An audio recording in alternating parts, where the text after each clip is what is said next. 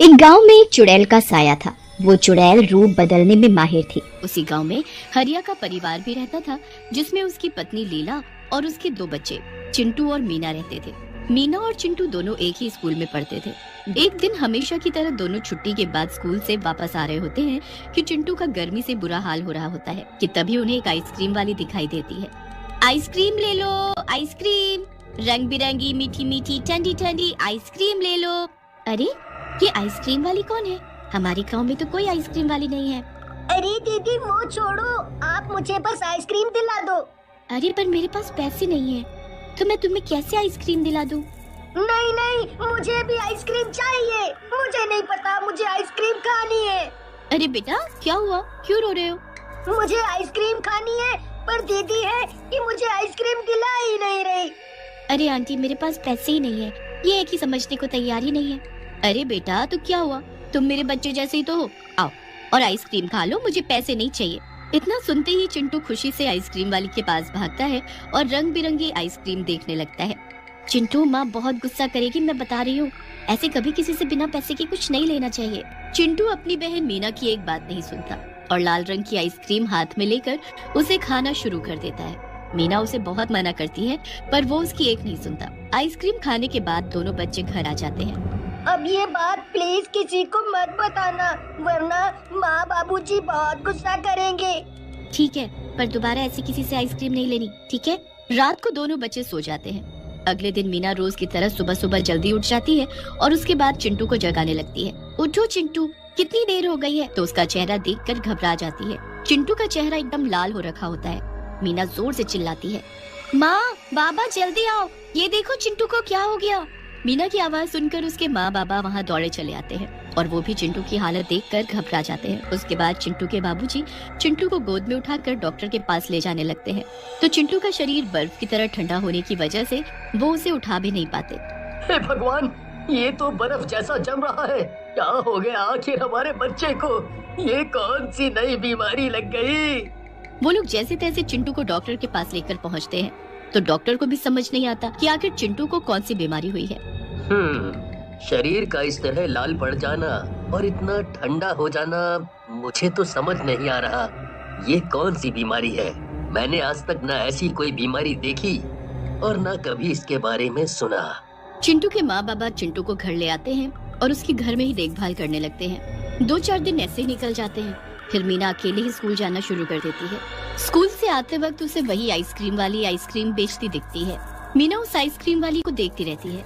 उस आइसक्रीम वाली के पास कुछ गरीब बच्चे खड़े होते हैं, जिनको वो उनकी पसंदीदा आइसक्रीम दे रही होती है। वो हमेशा ऐसे ही बच्चों को आइसक्रीम दे दिया करती थी।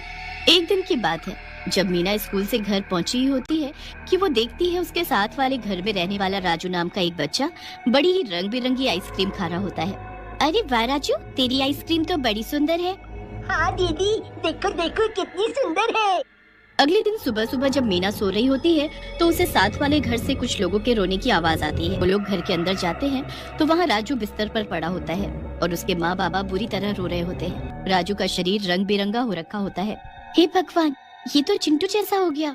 वही तो, तुम्हारा बेटा भी अभी तक ठीक नहीं हुआ, क्या अब मेरा राजू भी ऐसा हो जाएगा? नहीं नहीं बहन, तुम ऐसे हिम्मत मत हारो, हम कुछ करेंगे। हम अपने बच्चों की हालत ऐसी नहीं होने देंगे। सब राजू को देखने आने लगते हैं, पर मीना के दिमाग में तो उस वक्त कुछ और ही चल रहा होता है। वो अगली सुबह फटाफट स्कूल पहुंचती है और छुट्टी के बाद मीना जल्दी से स्कूल के बाहर जाकर खड़ी हो जाती है। फिर वो उस आइसक्रीम वाली पर पूरी नजर रखती है। वो औरत जैसे ही आइसक्रीम बेचकर बाग के रास्ते कहीं जाने लगती है, तो मीना भी उसके पीछे पीछे जाने लगती है। काफी आगे जाने के बाद वो औरत एक झोपड़ी में जाकर घुस जाती है। उसके बाद मीना चुपके से आगे जाती है और झोपड़ी में झांक कर देखती है, तो उसके होश उड़ जाते हैं। वहाँ वो औरत उसकी आंखों के सामने एक चुड़ैल में बदल गई होती है। कितना मजा आ रहा है बच्चों को ऐसी हालत में देखकर। हे भगवान, ये तो चुड़ैल है और इसी ने सब बच्चों को आइसक्रीम खिलाकर उनकी ऐसी हालत की है। अब क्या होगा?